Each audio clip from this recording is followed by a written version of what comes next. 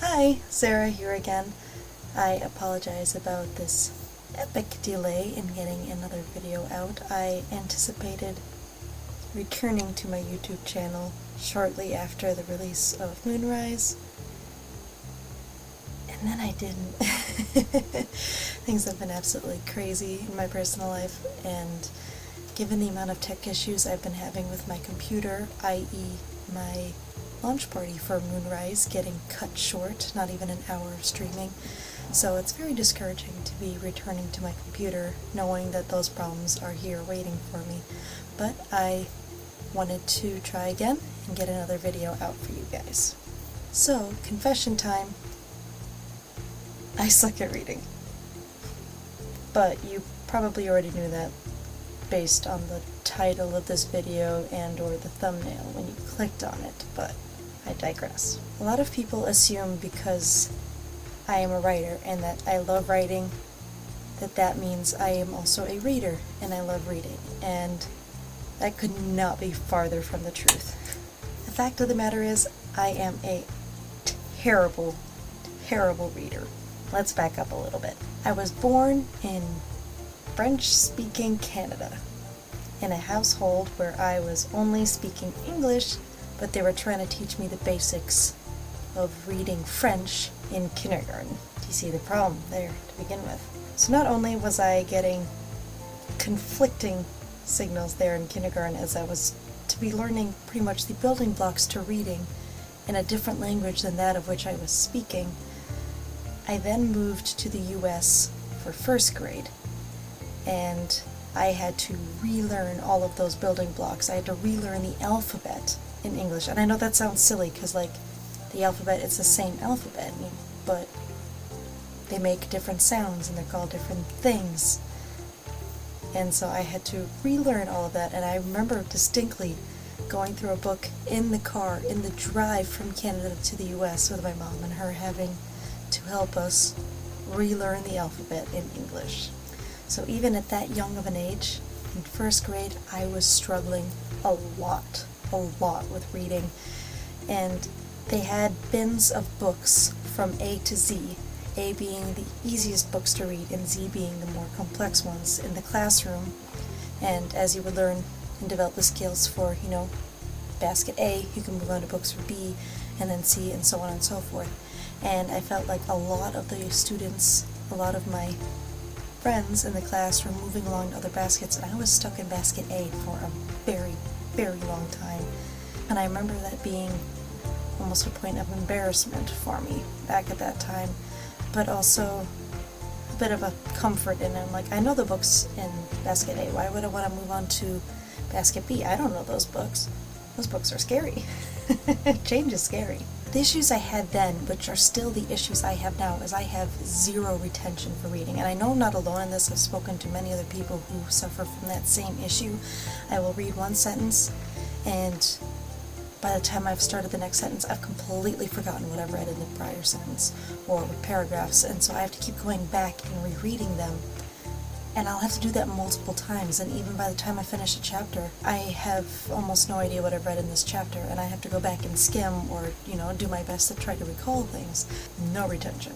Because of these issues, I fell behind in my classes for the reading, so much so that I think it was 4th grade, where I got removed from the chapter books that we're reading as a class, and instead got assigned to read short stories. Because I fell so far behind, I couldn't catch up, I couldn't keep up with the reading requirements for the chapter book, that I was instead switched to a separate group reading short stories. And that also, that one hit hard. That one, really broke my confidence. Because of these issues I was experiencing in childhood and even now as an adult, I avoided reading. I was so terrible at it that it was very difficult for me to enjoy it, and it just hurt my confidence each time I would try. But there were some books that I used to love reading, believe it or not. There were still some that stuck with me, some that I fought through those struggles to read because I enjoyed them so much. Like the Boys Start the War series, that was probably the first chapter book series I ever read. I really enjoyed that one, very comedic. I would recommend that one, 10 out of 10. The Goosebumps books, because of course. The Twitches series, which was a series of 10 books about twin witches, and that's, I think, what really cemented my interest in the urban fantasy genre. There was a series of books called Warriors that were about clans of cats, like feral cats, and that one was one I enjoyed as well in middle school.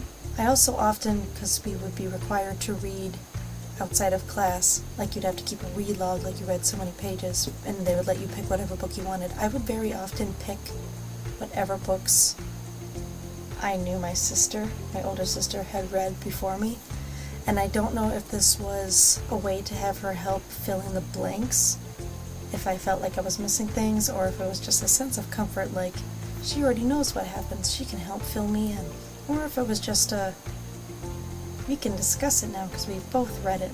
I don't know. But like the Twitches books, she had started reading them first, and then I finished them first.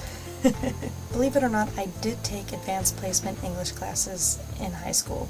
For the first 2 years I was in advanced placement English classes because of my writing abilities, but I struggled a lot with the reading part of it. I still managed to get through it. I didn't fall behind like I did in grade school, but it was very, very difficult for me to keep up with that workload.